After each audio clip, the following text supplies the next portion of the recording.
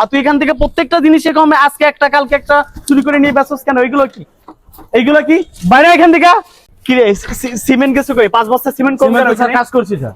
কাজ করছিস মানে বুঝলাম না। 3 দিন ধরে এখানে ঢালাই হয় না, কোন জায়গায় কাজে লাগাইছিস? হিসাব দে, চল চল চল, হিসাব দে কোন জায়গায় কাজে লাগাইছিস সিমেন্ট।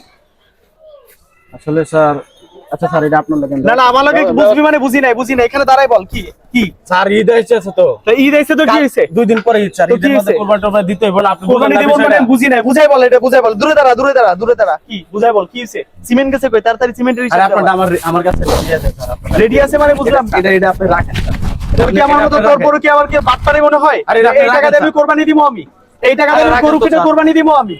আর জুতা পরছস হলো গিয়ে 2000 টাকা ধর জুতা, ঘড়ি হাতে দিছস 10000 টাকা, এইগুলো টাকা কই পাস তুই? আমার দেখতো জুতা দেখে আমি এটা জুতা কিনি না।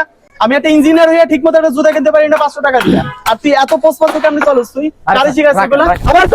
আবার কই রাখেন বাটপারি কার লগে শিখাস তুই এগুলা? হ্যাঁ, তোরে এখানে কন্ট্রাক্টর বিশ্বাস করে এখানে কন্ট্রাক্টরি বানাইছি তোরে আমি। আর তুই এখান থেকে প্রত্যেকটা জিনিস এরকম আজকে একটা কালকে একটা চুরি করে নিয়ে ব্যস্ত কেন? এইগুলো কি বাইরে এখান থেকে বেরো, এখান থেকে বেরোতে বলছি না তোরে আমি?